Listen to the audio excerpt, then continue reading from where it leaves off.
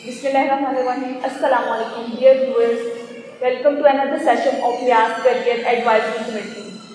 Today we are here to talk about another major discipline of pharmacy, that is clinical pharmacy. To answer all the queries related to clinical pharmacy, today we have Dr. Aisha, a renowned name in the field of pharmacy as an educator.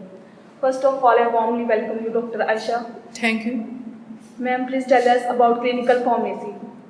Clinical pharmacy is the branch of pharmacy in which clinical pharmacists provide direct patient care that optimize use of medication and promote health. Clinical pharmacists basically work in hospitals, outpatient clinics, and emergency departments. Okay. Clinical pharmacists work directly with physicians and other healthcare professionals.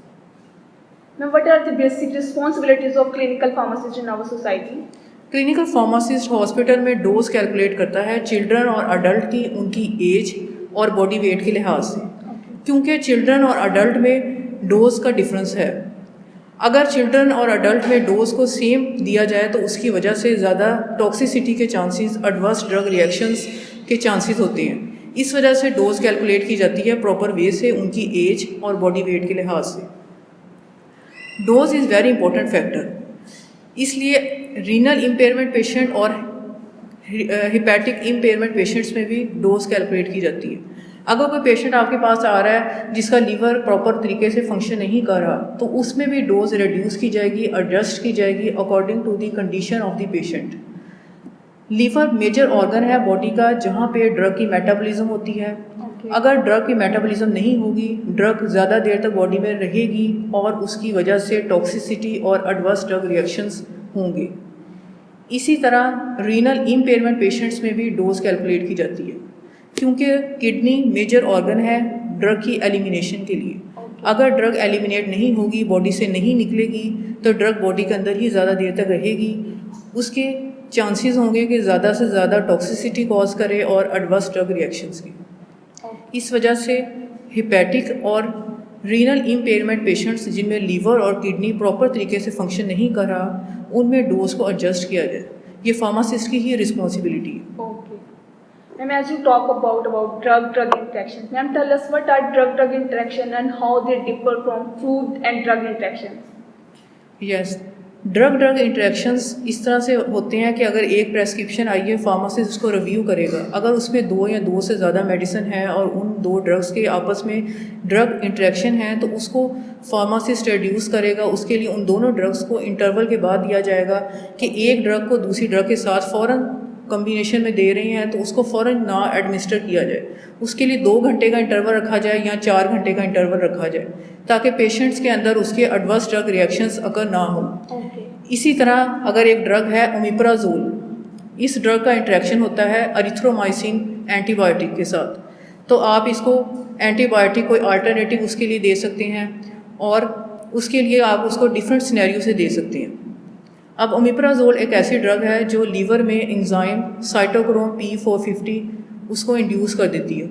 अगर उसकी वजह से उस drug की metabolism तेज़ी से होगी तो वो एरिथ्रोमाइसिन ड्रग की मेटाबॉलिज्म तेज़ी से करवाएगी। अगर एरिथ्रोमाइसिन की मेटाबॉलिज्म तेज़ी से होगी तो ड्रग की एफिकेसी नहीं होगी, पेशेंट को उसका रिज़ल्ट, उसकी इफ़ेक्टिवनेस नहीं मिलेगी, क्योंकि ड्रग फ़ौरन लीवर से मेटाबोलाइज हो गई है, उसकी ब्रेकडाउन हुई है और निकल गई है बॉडी से। उसने अपनी एफिकेसी शो नहीं की है, अपना काम नहीं किया है और अपना काम करने से पहले ही वो बॉडी से एलिमिनेट हो गई। इस वजह से जो है हम इसमें ड्रग इंटरेक्शंस को चेक करते हैं और उसके लिए प्रॉपर वे से उनको पेशेंट को गाइड करके, काउंसलिंग करके उनको फिर ड्रग सजेस्ट की जाती है, रिकमेंड की जाती है। और मैम फूड ड्रग इंटरेक्शन? हाँ जी, फूड ड्रग इंटरेक्शंस में इस तरह से है कि टेट्रासाइक्लिन एक ड्रग है एंटीबायोटिक। इस ड्रग के इंटरेक्शंस होते हैं मिल्क और डेयरी प्रोडक्ट्स के साथ। अगर आप इसको मिल्क और डेयरी प्रोडक्ट्स के साथ पेशेंट को दी जाएंगी तो उसकी वजह से इनके ड्रग फूड इंटरेक्शंस होंगे और ड्रग अच्छे तरीके से एब्जॉर्ब नहीं होगी, क्योंकि चिलेट्स बन जाएंगे। अगर ड्रग की एब्जॉर्प्शन अच्छी नहीं होगी तो उसकी डिस्ट्रीब्यूशन, मेटाबॉलिज्म और एलिमिनेशन सारे स्टेप्स इनहिबिट हो जाएंगे और उसकी वजह से ड्रग का इफ़ेक्ट अच्छा नहीं आएगा। इस वजह से ड्रग फूड इंटरेक्शंस को भी मिनिमाइज़ किया जाता है। मैम फार्मासिस्ट का क्या रोल है पॉइजन कंट्रोल सेंटर्स में? हाँ जी, pharmacist are experts of knowledge about medications. their uses, adverse drug reactions, side effects, and drug interactions. Similarly, in poison control center, pharmacists suggest antidote. अगर एक patient आ रहा उसने ओवरडोज यूज़ की है paracetamol की, तो उसके लिए फार्मासिस्ट उसको एंटीडोट रिकमेंड करेगा एन एसिटाइल सिस्टीन, Okay. ताकि उसकी डोज की चांसेस जो ओवरडोज हो चुकी थी उसके मिनिमाइज़ किया जाए। ठीक है। इसी तरह फार्मासिस्ट हॉस्पिटल्स में इंश्योर करता है रैशनल यूज़ ऑफ ड्रग, के राइट ड्रग राइट पेशेंट को at the right dose with right frequency and right route of administration से दी जा रही है। इसको फार्मासिस्ट ही मेक इंश्योर करेगा और प्रॉपर तरीके से मैनेज करेगा। Okay. Thank you so much, Dr. Aisha. That's all from the today's session. Inshallah, we will meet in another session. Thank you so much. Allah Hafiz.